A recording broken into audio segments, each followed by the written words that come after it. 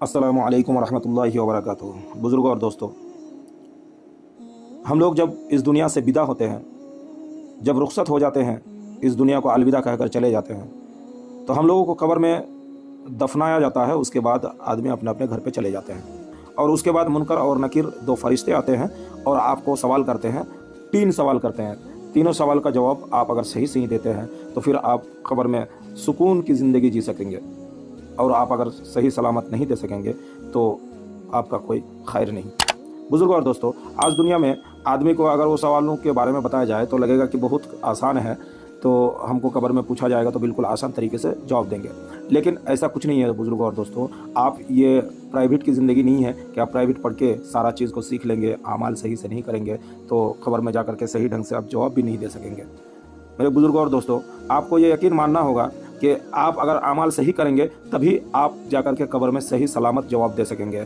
आपको इतना आसानी से सवाल पूछने आ जाएंगे और आदमी का वेशभूषा लेकर के आ जाएंगे, ऐसा कुछ नहीं है। आपका आमाल अगर सही होगा तो फरिश्ते फरिश्ते की तरह आएंगे जो बिल्कुल डरावना नहीं होंगे, और आपका आमाल अगर सही नहीं होंगे तो ऐसा वेशभूषे में आएंगे कि आप उसको देख के ही डर जाएंगे। तो आज एक मिसाल के तौर पर आपको एक छोटी सी बात बताता हूँ।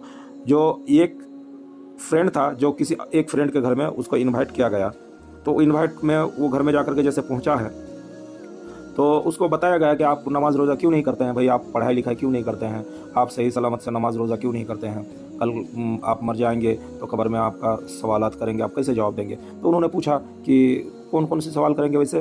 तो उन्होंने बताया ऐसे कि सबसे पहले आपको पूछा जाएगा आपका रब कौन है।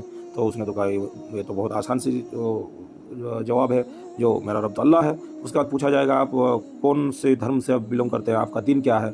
तो उन्होंने कहा ये भी तो बहुत आसान है, हमारा दीन तो इस्लाम है। उसके बाद फिर से पूछा और तीसरा नंबर सवाल क्या होगा। तो उन्होंने कहा कि आपको पूछा जाएगा कि आप लोगों के लिए एक आखिरी आदमी, एक आखिरी पैगंबर आए हुए थे, जो मतलब वो आखिरी रसूल और पैगंबर थे, तो उनका नाम क्या था। तो ये भी आसान है, जो आखिरी नबी हमारे थे वो हज़रत मोहम्मद सल्लल्लाहु अलैहि वसल्लम थे। तो ये तो हमारे मुँह ज़ुबानी, हम तो कभी भी बता सकते हैं। तो उन्होंने कहा कि दोस्तों ऐसे नहीं होता है, आप अगर अमाल सही नहीं करेंगे, आप तो ये जानते हैं, आलिम उलमा से सुने हैं, लेकिन आप तो इसका अमल नहीं करते हैं। जब तक अमल नहीं करेंगे तो आपका ये कहानी ऐसा होगा कि किसी बंदे के घर में एक तोता था, जो तोता को उसका सिखाया पढ़ाया हुआ बहुत सारा ऐसा वो बात था, जो उसको सवाल करेंगे तो सही से इंसान की तरह ही जवाब देंगे।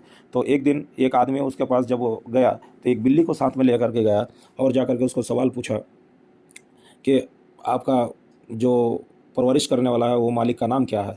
तो जैसे ही जवाब देने गया उससे पहले उसको बिल्ली निकल करके दिखाया गया। तो जैसे वो बिल्ली निकला तो वो जवाब क्या देगा, वो अपना जो सिखाया हुआ भाषा था वो भूल करके वो अपने लफ्ज़ में आ गया, वो च्यां करके आवाज़ निकलने लगा। तो ये कहने का मेरा मकसद ये है कि जब कब्र में फरिश्ता आएंगे मुनकर और नकीर, आप तो इस दुनिया में किसी से रट्टा मार मार के सीख करके गए हुए हैं, जैसे उस तोते का मालिक ने उसको सिखाया था। तो आपको अगर मुनकर और नकीर आकर के सवाल करेंगे, आपका ईमान अगर तो ताज़ा नहीं होगा तो आप सेम उसी तोते की तरह होंगे कि आप अपना सिखाए हुए बातों को भूल करके आप उसी तरह चें करके आवाज़ निकालेंगे और आप बिल्कुल कोई जवाब नहीं दे सकते हैं। बुज़ुर्गों और दोस्तों, तो हम लोगों को चाहिए कि इस दुनिया में आमाल हमारे मजबूत होनी चाहिए, और अभी भी तौबा की दरजा खुला है, तौबा की दरवाज़ा अभी तक बंद नहीं हुआ है, अभी भी वक्त है, अभी भी समय है, हम अल्लाह से तौबा करें।